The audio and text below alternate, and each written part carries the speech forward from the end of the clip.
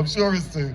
So, Leamington Peace Festival, can we have a warm round of applause, please, for MP Matt Weston and David Bradley.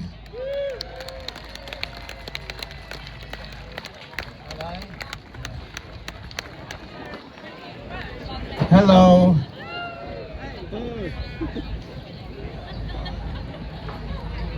I'm just here to say, actually for a matinee, this is a pretty good house.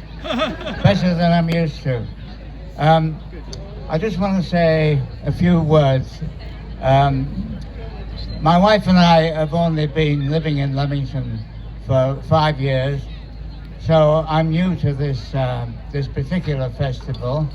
It's my first one, and it was the best move we ever made coming to live here, aside from the friendly neighborhood, the parks, having a local, and having an MP who I respect and admire. And all these things help to make a great community, which we feel that we're living in. But I have to say, with all the different festivals, this one in particular is particularly relevant because in a world where there are certain voices reminding of the differences between us, this one reminds us there are more things in this world that bring us together than divide us.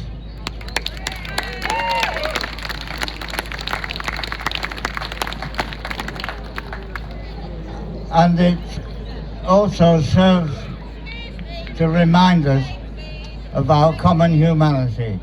And that's all I'm going to say. I'm going to hand you over to Matt now, and I'm very honored to be sharing this stage with him. Thank you.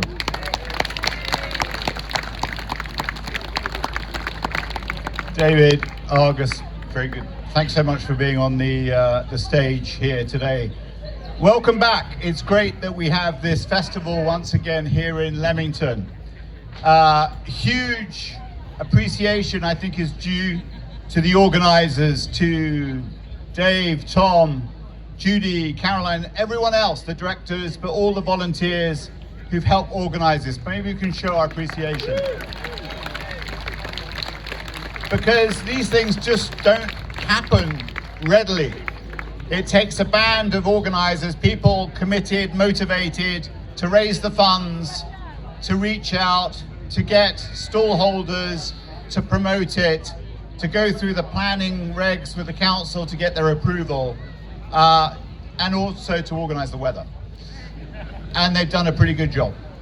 But no, you think back the years that we didn't have the Peace Festival and how we missed it.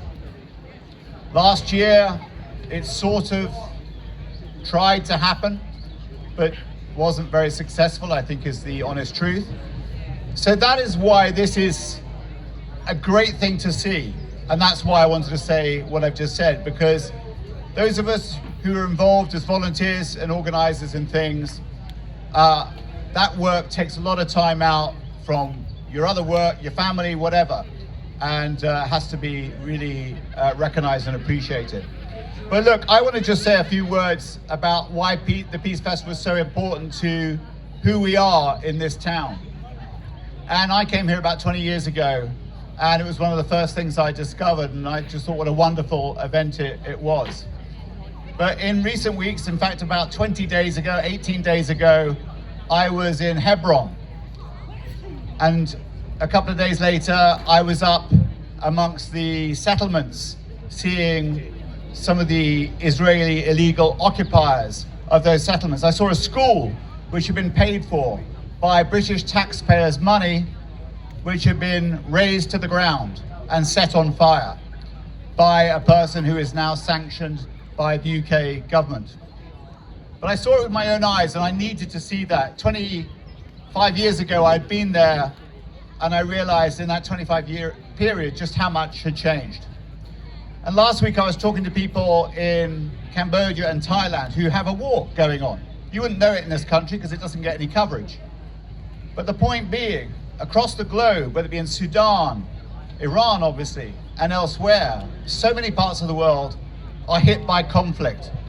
And that's why all of us need to do what we can, obviously, to mobilize people like me, to petition people like me, to bring about the right results and to bring an end to wars. But we must also think about our own communities. And in recent weeks, we've seen the riots in Belfast, we've seen a woman, a Sikh woman, attacked for being assumed to be Muslim in Walsall. We've seen so many attacks on people, and we have to think about our own social cohesion, about the peace within our own communities. And so we must work at that.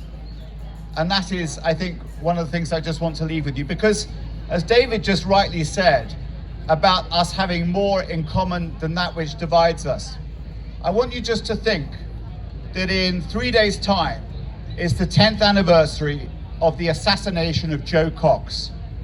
And Joe Cox I never knew. I don't pretend to have some special friendship or anything, but I do know her sister.